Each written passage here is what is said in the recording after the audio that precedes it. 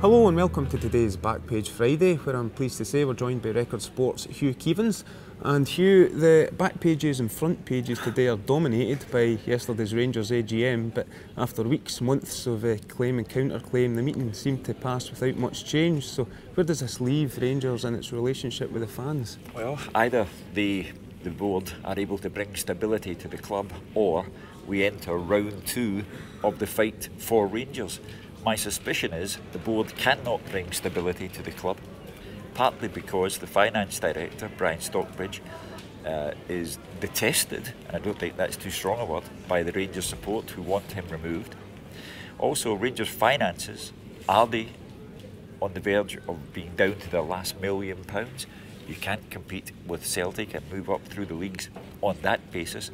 You can't tell Ali McCoist that he must cut his budget in order to meet the financial demands that the club has in front of them when the supporters' demands are on the park. So I do not see yesterday as ending hostility. I see it as beginning round two of the fight. Yeah, we rightly mentioned Brian Stockbridge there is very much the key figure here. What can he possibly do to win the faith of the fans?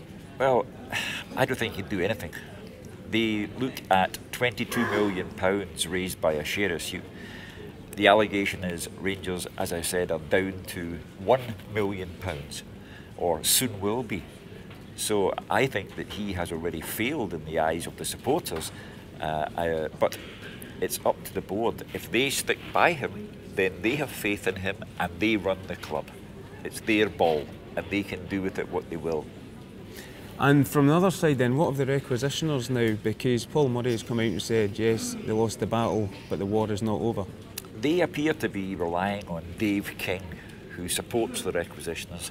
They believe that if he comes in and puts more money into Rangers, then the balance of power may shift once again. As of yet, Dave King has still to make his intentions known in that regard.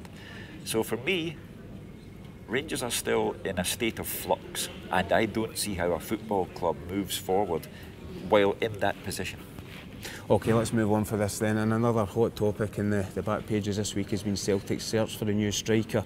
A former captain, Tom Boyd's come out today in the Daily Record and said it's maybe time Neil Lennon cashed in and George Samaras. Do you go along with that, and is it time to splash out in a new top striker?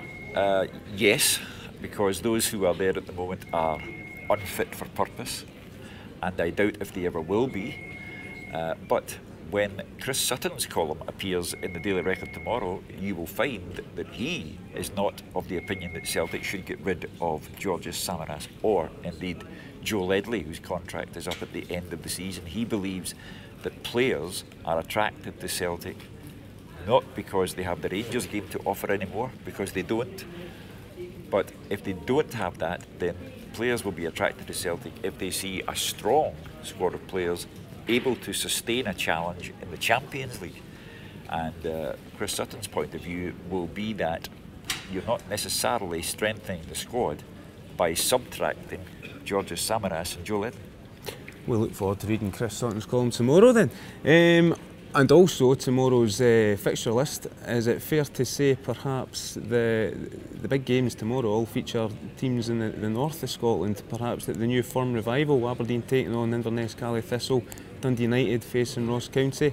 Are they the games to be looking forward to, do you think? Ross County are in trouble. They haven't won any of their last 6 matches. They've slumped to second bottom place, and they're playing the team that everyone is talking about, the team who have scored 4 goals in each of their last 5 matches. An astonishing record for Jackie McNamara to have created so soon into his time at Tannadice. It's almost now a case of saying that Dundee United have failed if they don't score 4 goals in one game. So that's a big one to look forward to. John Hughes has a draw and a win on his CV as the Inverness Caley Thistle manager. He'll be relishing the game against Aberdeen with its night-time kick-off.